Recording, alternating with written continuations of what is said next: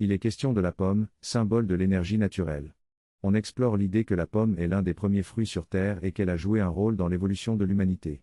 On aborde également le concept de prana, une énergie vitale que les premiers humains auraient utilisée comme unique source de nutrition. Cependant, avec le temps, l'alimentation s'est diversifiée, et l'homme s'est tourné vers une alimentation végétale et animale. La conversation évolue ensuite vers l'idée que les fruits et légumes crus sont bénéfiques pour la santé, car ils fournissent une énergie naturelle. Cependant, de nos jours, la pomme et d'autres aliments sont maltraités par des traitements chimiques, ce qui nuit à leur énergie naturelle. La notion de manipulation génétique est évoquée, suggérant que certains fruits pourraient être modifiés pour restreindre leur énergie naturelle et leur potentiel bienfaiteur. Il est suggéré que cela pourrait être lié à une volonté de contrôler la population en altérant son alimentation. Enfin, la discussion porte sur les échanges d'informations entre les végétaux et leur capacité à partager leur énergie avec l'univers. On suppose que les fruits renferment une énergie puissante qui peut profiter à l'ensemble du système naturel.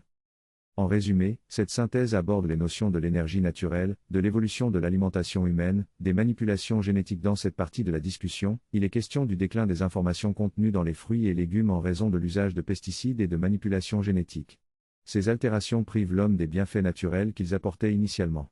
Autrefois, les fruits et légumes étaient source de précieuses informations pour l'homme, l'aidant à maintenir son bien-être et sa santé.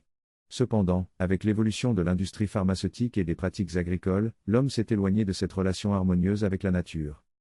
Il est suggéré que les fruits et légumes étaient à l'origine un moyen pour l'homme d'interagir avec un champ d'information idéal et de s'aligner avec celui-ci, permettant de prévenir ou de traiter des maladies. Le déclin de ces informations a entraîné une perte de connexion avec cet échange d'informations énergétiques et a laissé place à l'accumulation de toxines dans le corps humain. Cependant, la nature s'adapte toujours pour survivre, et certains fruits et légumes continuent de fournir des propriétés bénéfiques pour l'homme, même dans un environnement de plus en plus altéré. Toutefois, si les déséquilibres et les désordres créés par l'homme persistent, les fruits et légumes pourraient également s'adapter de manière à devenir toxiques pour l'homme, mettant ainsi en péril leur potentiel de guérison. En résumé, cette partie de la discussion met en évidence l'importance des fruits et légumes pour la santé humaine et l'impact de l'industrialisation et des pratiques agricoles sur leur qualité nutritive et énergétique. Il est suggéré que le retour à une relation harmonieuse avec la nature et une alimentation plus naturelle pourrait contribuer à restaurer la santé et le bien-être de l'homme. U et des échanges d'informations dans le monde végétal. La discussion évoque le déclin des qualités nutritives et énergétiques des fruits et légumes en raison des pratiques agricoles intensives, des pesticides et des manipulations génétiques. Ces altérations empêchent les fruits de fournir les bienfaits naturels qu'ils offraient autrefois à l'homme. Les fruits étaient originellement un moyen pour l'homme de s'aligner avec un champ d'information énergétique idéal, contribuant ainsi à maintenir sa santé et son bien-être.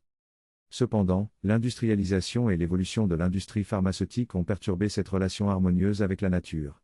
Les gouvernants auraient stocké des graines originelles dans des arches de Noé pour préserver la biodiversité végétale et permettre de repartir sur un nouveau scénario après une éventuelle réduction de la population humaine. Dans ce contexte, la discussion mentionne que l'information essentielle se trouve dans les pépins des fruits. Ces pépins renfermeraient l'essence du potentiel de régénération et de croissance d'une nouvelle végétation. La dernière question aborde l'idée d'une connexion de cette information avec une supermatrice, mais elle reste en suspens. La conversation se conclut par une allusion humoristique à l'expression tomber dans les pommes, soulignant que l'objectif est d'éviter les problèmes de santé et de rester éveillé et conscient.